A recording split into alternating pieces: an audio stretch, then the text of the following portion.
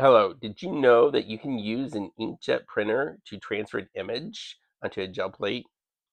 So be sure to subscribe to this channel and you can find out more tips and tricks.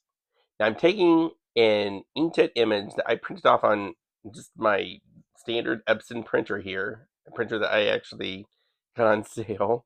Um, but the important thing is the paper. So the paper that I'm using is a brochure glossy paper and it's double-sided.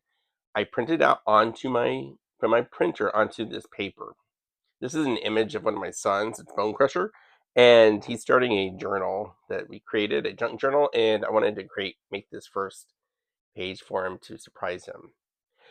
So I take the image that I wanted on the brochure paper and I placed it on to the jelly plate.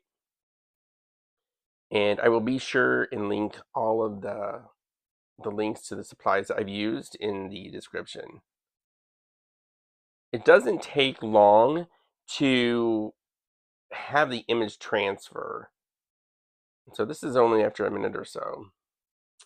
Carefully pull the paper off. Oh, look how adorable he is.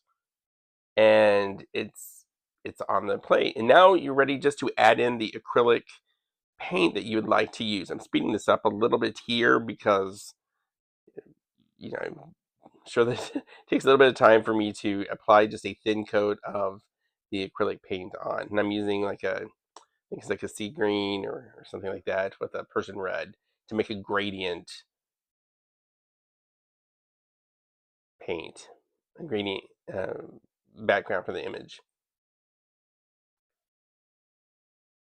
So I take my brayer, I apply just a thin coat of this acrylic paint across the image.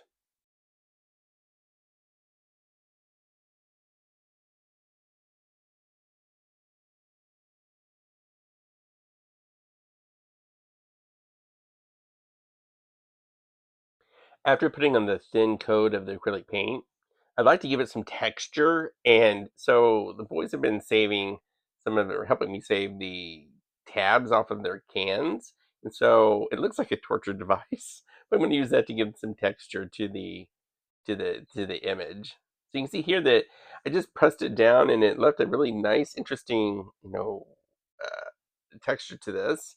And now, after it's fully dried, I'm going to add in the coat of paint that I want to use to pull off the entire image. Just like before, I'm going to apply a very thin coat of this acrylic paint. This is a darker blue color.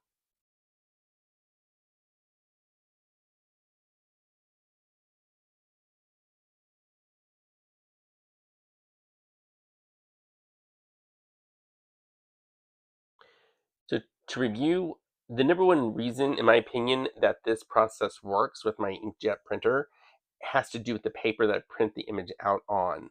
By using that double-sided brochure paper, I've been able to get this to work many times and work repeatedly. It doesn't seem to work with other types of paper. The process is different than using traditional laser printer image, which is about the repulsion of the paint. Um, Whereas the inkjet is because the ink is actually transferred on. Now, before this paint layer is dry, I'm going to add in or use the watercolor paper. That's what I like to use here. This kind of pull. This is a 300 gram. If the paint has dried, then there is an acrylic, like a matte medium, that I like to put on top. And I will put that on top. It's clear and it will help you pull off the image if the paint has already dried. I also use it whenever I have several layers of things that I've put on for a gel plate. Um, to help with the transfer, I like to put a large book on top of it and just let it completely dry onto the paper. And so I cut away from the image, from the recording for a little bit, because what I've done is I let about 5 to 10 minutes probably go by in order to let it fully dry, and I went and did something else. I'm going to carefully remove the paper. Sometimes I find it best if I actually remove the gel plate from the paper versus the paper from the gel plate. This worked really well. Um, Actually, a lot of the paint did come off. And you can see these are really cool images left behind. And I'm going to try to probably embellish this before I put it into the journal, the junk journal for him. I've got to cut it down to size, and I'll probably outline it or something. If you've enjoyed this video, be sure to hit that you like it and also subscribe to the channel.